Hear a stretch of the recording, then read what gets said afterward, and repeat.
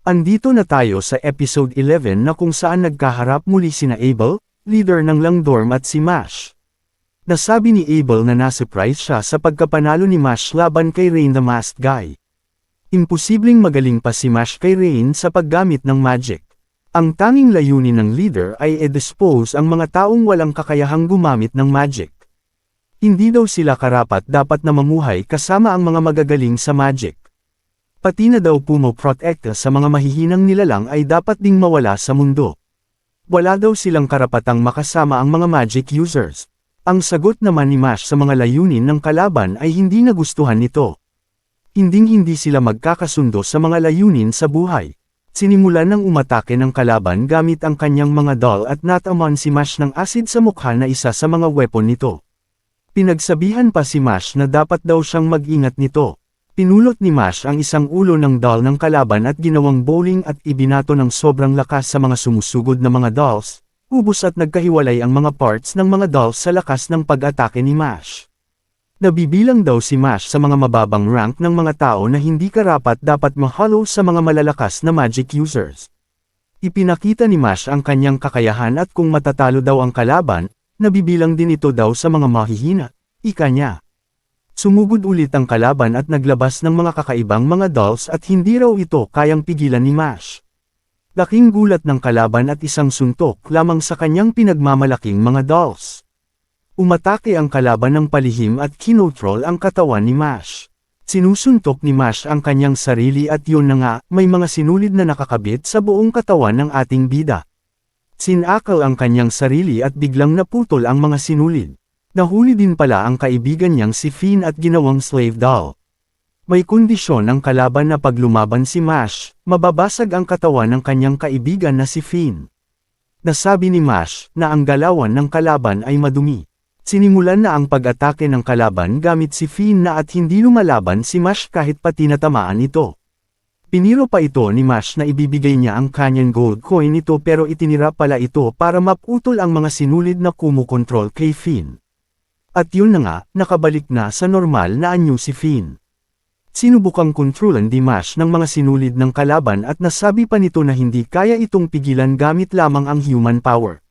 Sinubukan ni Mash na makatakas sa mga nakakabit na mga sinulid sa katawan niya gamit ang human strength. Laking gulat ng kalaban at ang kanyang mga daliri ay nagkabali-bali. Nakawala si Mash sa mga sinulid at inatake ang kalaban at gamit ang kanyang tuhod. Napuruhan ang mukha niya sa lakas ba naman ng pagtuhod ni Mash. Hindi din nagpatalo ang kalaban at ginamit niya ang magic doll spell na gawing doll si Mash. Naging matagumpay siya na gawing doll si Mash at bumilib din ito sa kakayahan ni Mash at napilitan siyang gamitin ang magic doll spell sa kanya. Dinukot ang gold coin ni Mash sa pocket niya pero ang nakuha niya ay isang cream puff. Laking gulat ng kalaban na nakasuntok pa si Mash kahit naging doll na ang buong katawan nito. Di makapaniwala si Abel kung papaanong nakakagalaw pa din si Mash ng kusa kahit pa ito'y naging doll. Ang kanyang magic doll spell ay binabara nito ang electric signals galing sa brain para hindi makagalaw ang katawan. Ginamitan pala ni Mash ng spinal reflex ang magic doll spell niya kaya hindi naging doll ang buong kalamnan niya. Galit na si Abel at kaya niyang gumamit ng mga magic galing sa mga taong ginawa niyang puppet. Tatapusin daw niya ang buhay ni Mash gamit ang kanyang ultimate spell. Inilabas na niya ang kanyang Morinus Second spell na isang giant doll na may 3 ulo at 6 na mga paa na tinatawag na Harm Puppet. Ang kakayahan ng kanyang Harm Puppet ay kaya nitong gawing doll within a 100-meter radius ang lahat. Kung nahawakan niya daw ang isang string ng doll, magsisimula ang transformation ng katawan niya into a doll. Of course, yung mga string na hindi makikita. Sinimulan ng ang pag-atake ng Moriones doll ng madaming strings kay Mash, laking gulat niya at napigilan ni Mash ang mga strings ng doll at pinutol niya ito bago pa matransform ang kanyang katawan. Nagtataka pa din si Abel kung paano niya nagawang maputol ang mga string kung hindi nakikita ito. Walang sino mang tao na makakasurvive sa pag-ataking yun. Hindi pa din tapos si Abel at inatake si Mash gamit ang kanyang Morinus doll. Subalit, winasak lamang ito ni Mash gamit ang kanyang powerful punch. Hinuli niya si Abel at ibinagsak sa sahig ng kay lakas. Tanggap ng kalaban na wala siyang laban kay Mash ibinalik niya sa human form ang mga taong ginawa niyang doll pati na rin si Lemon. Sa kabilang banda, nahuli na din ng Divine Visionary ang isa sa mga member ng Innocent Zero na isang dark organization na nagtatago sa society.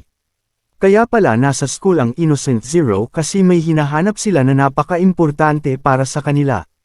Hindi nagampanan ni Abel na mahanap ito at ito ang kanyang pakay na patayin si Abel. Tumakas ang kalaban at sinubukang pigilan ito ng Divine Visionary pero pinigilan siya na isa sa mga kasamahan ng Innocent Zero. Malakas din ito at kasing lakas daw ang power nito sa Divine Visionary. At dito nagtatapos ang episode 11, huwag magpapahuli sa huling episode na natitira para sa season 1.